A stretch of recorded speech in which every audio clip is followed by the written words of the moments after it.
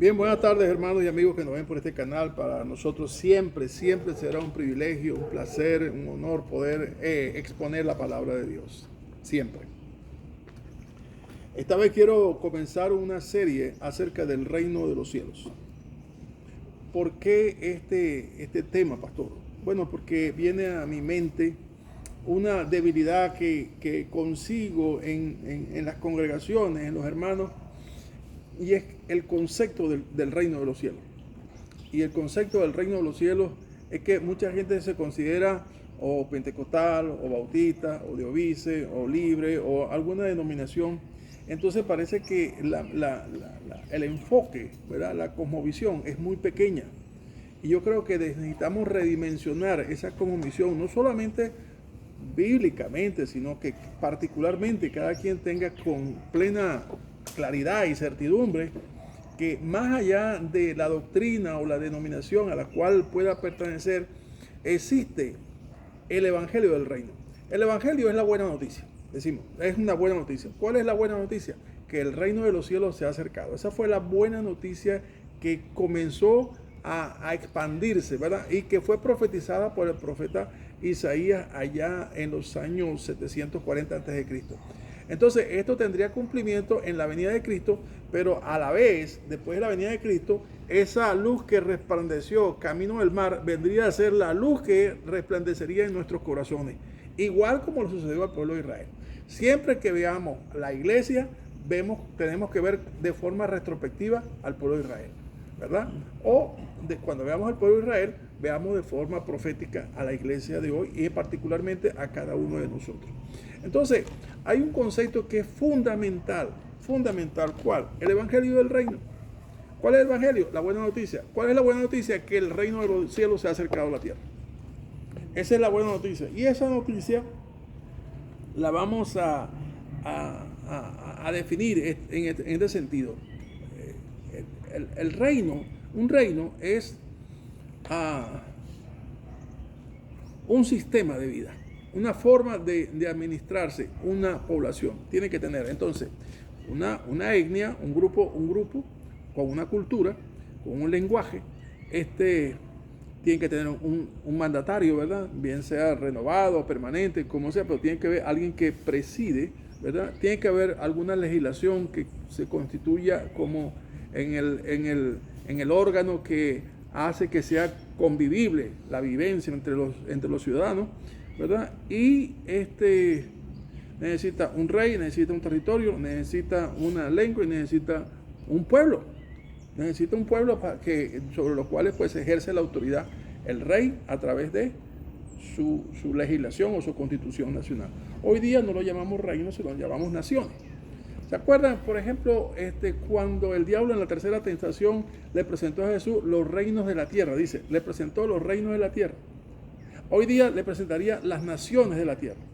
Cada nación es una especie de reino. Tienen un idioma, tienen una cultura, tienen un gobernante, tienen un pueblo y tienen un lugar, un territorio. Ahora bien, cuando nosotros hablamos de reinos aquí en la tierra, son reinos terrenales. Cuando hablamos de un reino en los cielos, es un reino celestial. Y ahí el rey es Dios. Su palabra es la legislación. Sus ángeles, arcángeles y todas las figuras que él creó que están a su alrededor son su pueblo. Y ahí se hace su voluntad. ¿Ok? Ahora bien, ¿cuándo se declaró esto? Vamos a ir al libro de Isaías, al capítulo 9. Y en los primeros 7 versículos vamos a ver el anuncio profético de que esto sería una realidad en los tiempos de Jesús. Mas no habrá siempre oscuridad para la que está ahora en angustia, tal como la aflicción que le vino en el tiempo que livianamente tocaron la primera vez a la tierra de Zebulón y a la tierra de Neftalí. Pues al fin llenará de gloria el camino del mar, de aquel lado del Jordán, en Galilea de los gentiles. El pueblo que andaba en tinieblas vio gran luz. Los que moraban en tierra de sombra de muerte, luz resplandeció sobre ellos. Multiplicaste la gente y aumentaste la alegría. Se alegrarán delante de ti como se alegran en la siega, como se gozan cuando reparten despojos. Porque tú quebraste su pesado yugo y la vara de su hombro, y el cetro de su opresor, como el día de Madián. Porque todo calzado que lleva el guerrero en el tumulto de la batalla y todo manto revolcado en sangre serán quemados, pastos del fuego. Porque un niño nos es nacido, hijo nos es dado, y el principado sobre su hombro, y se llamará su nombre admirable, consejero, Dios fuerte, Padre eterno, príncipe de paz. Lo dilatado de su imperio y la paz no tendrán límite sobre el trono de David y sobre su reino, disponiéndolo y confirmándolo en juicio y en justicia, desde ahora y para siempre. El celo de Jehová de los ejércitos hará esto. Amén, amén. Gloria a Dios. Fíjense, hermano, para que tengamos un poco claro en el concepto hermenéutico de extraer la verdad del texto, tenemos que ubicarnos en el contexto. El contexto que está hablando es los años más o menos 740 en la vida del rey Ezequías, en la vida del profeta Isaías. ¿Sabe? Cuando ya habían venido los asirios y habían incursionado, el rey que invadió el norte de Israel se llamaba Tigalpi-Pileser III. Él tomó la tierra de Neftalí y de Zebulón. Simplemente en aquella época una invasión transformaba a los nativos en dos cosas. Uno, en esclavos del rey, pagaban una renta, o eran deportados a alguna zona, pero bien lejos de donde ellos vivían, y allá se les daba nacionalidad, facilidades y todo para que hicieran vida allá y perdiesen, vista ahí, su identidad. ¿Y que eran traídos de allá? Bueno, la gente de esa nación para sembrarlos en la nación invadida y pudieran ser ahora ciudadanos de ese reino que ha invadido. De tal manera, de esa forma se fortalecía la extensión del reino. Esa era más o menos la política que se usaba con la expansión de los reinos o de los imperios en aquella época. Luego de esto, nosotros vimos en el año 722, óigame, la profecía si fue en el 740 y en el 732 vino Tigalpi III, entonces pasaron 8 años solamente para que empezaran a ver. Este ejemplo es un caso de esclavitud permanente y de deportación. Pero luego Salmanasar, el otro rey asirio, él sí tomó no solamente la zona de Zebulón y la zona de Neftalí, sino el resto de las 10 tribus, las que se definían como el Israel o el Israel del norte, ¿verdad? Entonces esto lo tomó y los llevaron a todos por decenas de miles y hasta el día de hoy no se sabe su paradero. O sea, se perdió dónde llegaron. Hay muchas teorías, hay muchos cuentos, pero el asunto es que fue erradicado ese pueblo de ahí. Luego, cuando ya vemos la historia de aquella visión que tuvo Daniel del gran gigante, el guerrero, entonces vino el imperio babilónico, tomó esa zona también. Después del imperio babilónico vino la alianza medo-persa, también tomaron esa zona. Después de la alianza medo-persa vino Alejandro Magno, el gran guerrero, el leopardo, de las figuras que tuvo la visión. Pero luego, al final vinieron, ya cercano la venida de Cristo, vinieron los romanos y tomaron. O sea, pasaron de esclavitud en esclavitud. Eso era vamos a decir, la historia. Pero la profecía tenía un cumplimiento cercano ahí, ya con la posesión de los romanos en la zona de Canaán. ¿Cuál? Que dice la profecía que en el camino del mar, o sea, en esa zona se llamaban ahora Galilea y Capernaum. Esa zona ahora venía a haber gran luz, porque cualquiera que ande en oscuridad es tiniebla, y cualquiera que ande en esclavitud también es tiniebla. Y por eso el profeta dijo, no será para siempre tu oscuridad, ni para siempre tu esclavitud. ¿Por qué? Porque Dios va a hacer una obra perfecta. Va a multiplicar la gente y los llenarás de alegría. Delante de ti se alegrarán como el que reparte la siega o como quien reparte despojo, porque tú vas a quebrar el yugo de su opresor. Mire esto, nosotros los seres humanos tenemos una cosmovisión muy, muy limitada. Vemos lo que está alrededor y tenemos un concepto de lo que va a pasar y más o menos tenemos una idea. Un ejemplo claro, miren los discípulos de Cristo. Allá en Hechos capítulo 1 le dice, ¿restaurarás tú en este tiempo el reino de Israel? Porque ellos pensaban, el yugo de los romanos nos tiene fastidiados y estamos sometidos al imperio. Ellos todavía pensaban, después de 3 años de andar con Jesús, no habían cambiado su cosmovisión acerca del reino de los cielos. Jesús no vino a tumbar reyes terrenales. Jesús vino a quitar la hegemonía, el imperio que tenía Satanás con la muerte. ¿Entiendes? El imperio de la muerte es lo que venía a Cristo a destruir. Y el aguijón de la muerte es el pecado. El vivir apartado de Dios trae como consecuencia, dijo Pablo, la muerte. Y cualquiera que vive fuera del reino de los cielos vive en tinieblas. Y cualquiera que vive en tinieblas anda en pecado. O cualquiera que vive en pecado anda en tinieblas. Por eso Jesús dijo, yo soy la luz del mundo. El que me sigue no andará más en tinieblas. El que me sigue no andará más. Hay una diferencia. Los que le siguen y los que son indiferentes. Ahí está, nosotros ahora tenemos que ver con claridad que nosotros ahora somos no unos simples evangélicos, no unos simples calvinistas o cualquier otra denominación o doctrina, sino somos ciudadanos del reino de los cielos. ¿Por qué? Porque en la profecía dice que el rey príncipe vino a establecer su imperio, el cual no tendría límite y tampoco tendría caducidad. Porque dice al final que el versículo 7, el versículo 7, lo dilatado de su imperio y la paz no tendrá límite sobre el trono de David, como ya Dios lo había prometido, y sobre su reino, disponiéndolo y confirmándolo en juicio e en justicia desde ahora y para siempre. Ahí cambia y debe cambiar la cosmovisión nuestra. Es tan grande el amor de Dios para con su iglesia. Es tan grande que no tenemos manera de mensurarlo, no tenemos manera de dimensionarlo, no tiene forma no tiene límites. Y ha hecho algo que, como dice el cántico, Él es digno de nuestra alabanza.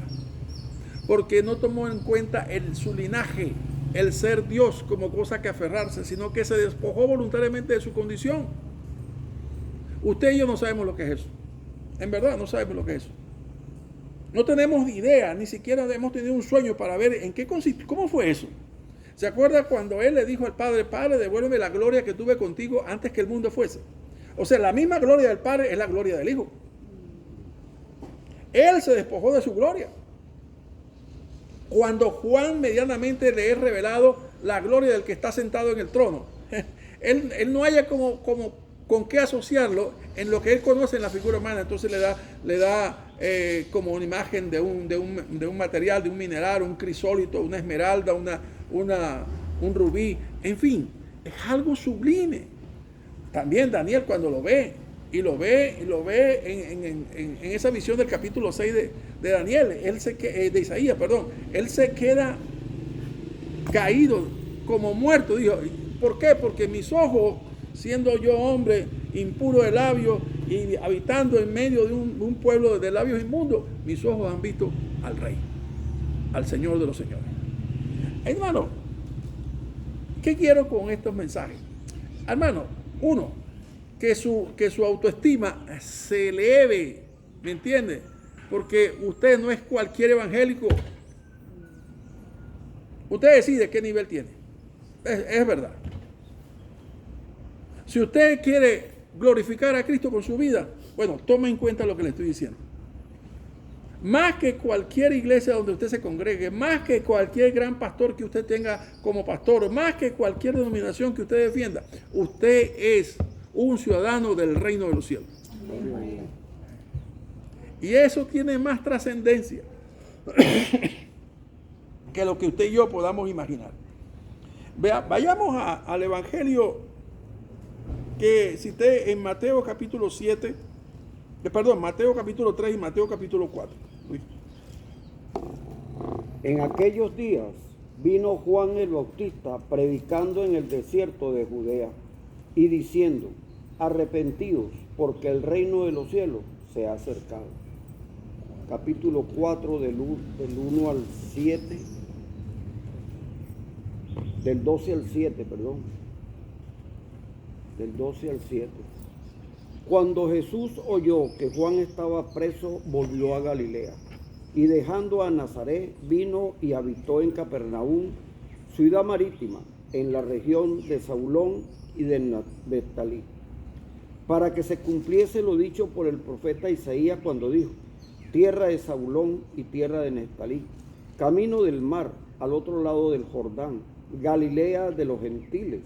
El pueblo asentado en tinieblas vio gran luz, y a los asentados en región de sombra de muerte, luz les resplandeció. Desde entonces comenzó Jesús a predicar y a decir: arrepentíos, porque el reino de los cielos se ha acercado. No solamente lo que dijo el profeta Isaías, no solamente lo que dijo Juan el Bautista, sino el mismo príncipe, rey, lo anunció y dijo al pueblo: arrepentíos porque el reino de los cielos se ha acercado. Más adelante vamos a ver cuando él dijo: el reino de los cielos está en medio de vosotros. Pero eso lo vemos para el próximo mensaje. Ahora lo que estamos viendo es que ya el reino de los cielos vino a establecerse. Cuando usted lee en Mateo, en los evangelios, en el Sermón del Monte, usted lee que en la oración dice: vosotros oraréis así: Padre nuestro que estás en los cielos, santificado sea tu nombre, vénganos tu reino.